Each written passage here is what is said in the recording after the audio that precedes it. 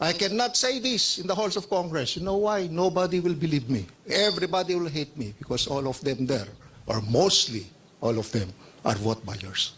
They maintain themselves in power because of money. Ito yung masakit dito. Parang si Mayor Magalong eh.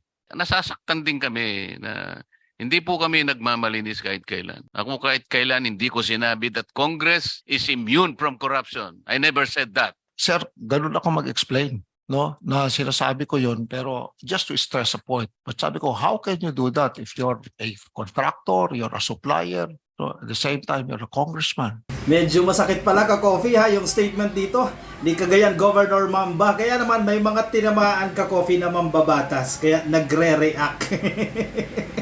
Direct to the point kasi ang banat dito ng gobernador. Tama ba si Governor Mamba? Vote buyers itong mga politiko. Most of them lang naman ka-coffee yung sinabi niya dito. Kaya lang medyo maraming tinamaan itong bato na ito ni Governor Mamba. Ano sa tingin nyo ka-coffee? Sige, i-comment ang inyong reaksyon. Kayo na po ang humusga. Ilagay dyan sa ating comment section.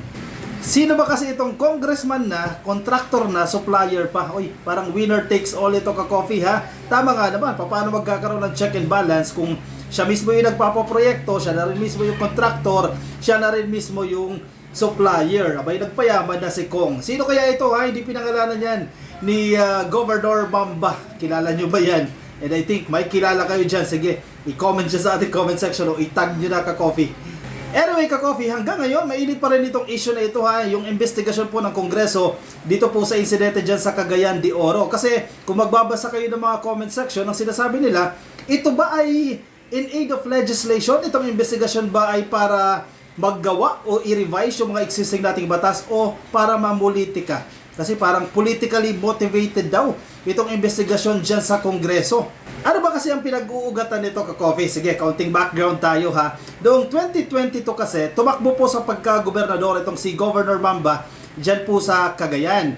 At siya po ang nanalo. Sino yung nakalaban niya dito? Walang iba kundi si Doktora Zara Lara. Medyo malaki ka-coffee yung agwat dito ha ni Governor Mamba. Nakakuha kasi ito ng 302,000 na boto. Samantalang yung kanyang kalaban, itong si Doktora Zara Lara, nakakuha lamang po yan ng 277,000 votes. Ibig sabihin, 25,000, no? Tama ba? 25,000 ka-coffee, yun lamang nito ni Governor Mamba. Ito pa ka-coffee ha, bakit siya naging interesting? Kasi po yung asawa naman po ni Governor Mamba, si Attorney Mabel, tumakbo naman po yan para maging representative, no? Maging kongresista. At ang kanyang nakalaban naman ka-coffee ay ang asawa din naman po ni Doktora Zara Lara, si ngayong representative Joseph Lara. So para mag-asawa ito ka-coffee ha. Si Governor Mamba, siya ang nasa governor's office, samantalang ang mga Lara naman ang nasa kongreso o nandiyan po sa House of Representatives. So ano ang problema? Bakit matindi ang politika dyan po sa Cagayan? Ito na ka-coffee, dito na nagsimula yan. Kasi nga po, nagsampa ng kaso itong itong mga Lara ng disqualification case laban dito kay Governor Mamba, no? Diyan po sa COMELEC nila isinampayan. Kasi ang kanilang allegation dito ay nagdi-disburse pa rin daw po o naglalabas pa rin po ng government funds itong gobernador na ipinagbabawal po dahil election period. Alam naman natin yung ka-coffee, ipinagbabawal yan. Pero nagpatuloy pa raw po allegedly itong si Governor Mamba sa pagre-release itong government funds na ito. Dahilan po para magsampa ng disqualification case dyan po sa COMELEC. Ano yung naging decision dito ng COMELEC? Pumabor po yan sa mga Lara. Noong December 2022 ka-coffee, naglabas po ng desisyon itong second division dyan po sa COMELEC na nagdi-disqualify dito kay Governor Mamba. Ibig sabihin, totoo o valid ka-coffee o base sa kanilang investigasyon, dapat ma-disqualify itong si Governor Mamba. So na-disqualify siya. Pero again, isang division pa lang po ng COMELEC ang nagdesisyon yan. Pwede pa po nilang i-apila yan. Ganyan naman yung sitwasyon natin dyan ka-coffee, di ba? Meron tayo first division o second division dyan sa COMELEC. Once na meron ng desisyon ng isang division, halimbawa disqualification case, pag naglabas yan ng desisyon, hindi pa finality yan, wala pang finality yan dahil pwede mo pa pong i-apila yan sa COMELEC and Bank. Ano ibig sabihin ng COMELEC and Bank? Sa division kasi ka-coffee, usually 3 miyembro lang yan na commissioner na yung dumidinig dito sa kaso. So dalawa-dalawa yan, first division, 3, second division, 3 din po yan. And then kapag inapila mo na yan sa COMELEC and Bank, nagiging 7 na po. Ibig sabihin, lahat po ng commissioner, kasama na po yung chairperson, ang magdidesisyon dito sa kaso. So yung desisyon ng isang division, pumapabor sa mga Lara, pero noong inapila po yan, yung naging desisyon ng COMELEC and BAC, ibig sabihin ang kabuuan ng COMELEC ay pumabor naman po sa mga mamba. Ibig sabihin, binabaliktad po ng COMELEC yung nauna nilang desisyon. Sa madaling sabi, mananatili po bilang gobernador itong si Governor Mamba. Marami ang uminit ang ulo dito.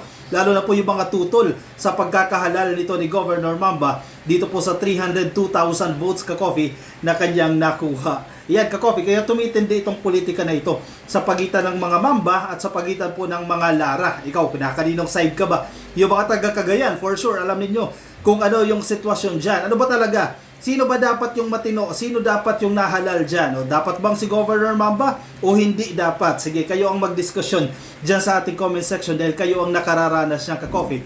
Itong ating opinion, ibase lang din naman sa ating mga nababasa, sa ating mga nababalitaan patungkol po sa insidente na ito.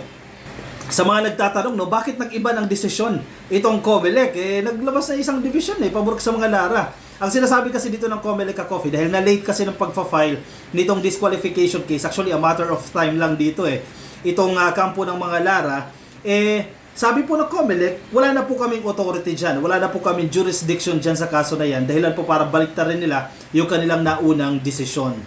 Dito na ba nagtapos itong alitan na ito? Definitely ka-coffee, hindi. Dahil inakyat na po itong kaso na ito dyan sa Kongreso.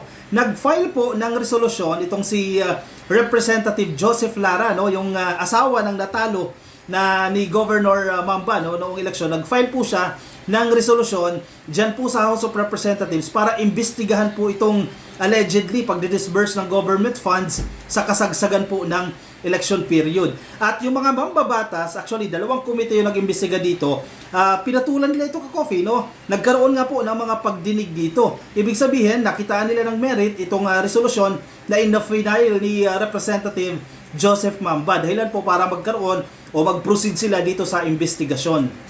Ilang beses ka-coffee pinatawag itong gobernador at ang kanyang mga tauhan, no? Pero si governor, initially hindi po ito dumadalo sa mga hearing kasi ang kanyang punto dito, ang kanyang argumento, marami siyang mga tungkulin bilang isang gobernador at hindi niya naman daw pinipigilan yung kanyang mga tauhan na dumalo dyan sa mga pagdinig na yan. Pero sa kabilang side naman, sinasabi ng kampo ng mga mambabatas na parang may mga testimonya daw na pinipigilan daw o hindi nag-i-issue ng travel authority itong si Governor Mamba sa kanyang mga tauhan para hindi makadalo doon sa pagdinig ng Kongreso.